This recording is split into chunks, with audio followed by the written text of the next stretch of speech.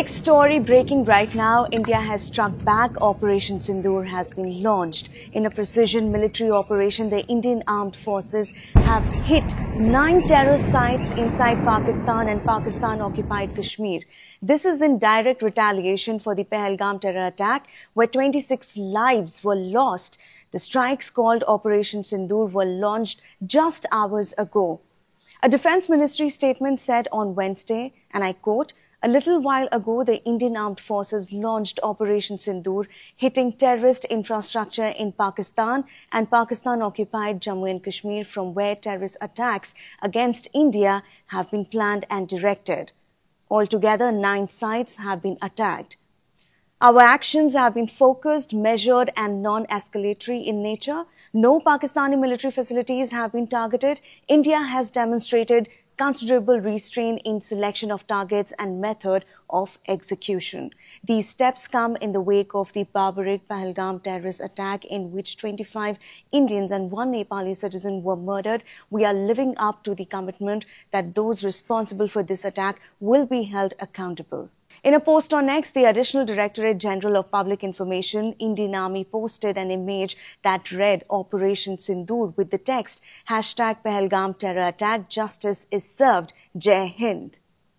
Defence Minister Rajnath Singh too posted on X and said, "Bharat Mata ki Jai." The Additional Directorate General of Public Information posted on X, and I quote, "Pakistan violates the ceasefire agreement by firing artillery in Bhimber Gully in Poonch Rajouri area." The Reuters news agency, reporting from Muzaffarabad in POK, said multiple explosions had been heard. It quoted a spokesman for Pakistan's military telling broadcaster RE that India had attacked Pakistan with missiles in 3 places and that Pakistan would respond. New York Times reported that residents of Muzaffarabad also reported hearing jets flying above. They said that a site in a rural area near Muzaffarabad that was once used by Lashkar-e-Taiba appeared to have been targeted in the strikes. A spokesman for the Pakistan Army said that 2 other places had also come under attack. One was Bhawalpur in Punjab province, the site of a religious seminary associated with Jaish-e-Mohammed, and the other was Kotli, a city in Pakistan-occupied Kashmir. Now, earlier in the day, weighing its response to the Pahalgam terror attack, the government was learned to be working on a multi-pronged military strategy to re-establish deterrence against Pakistan's hostile behavior.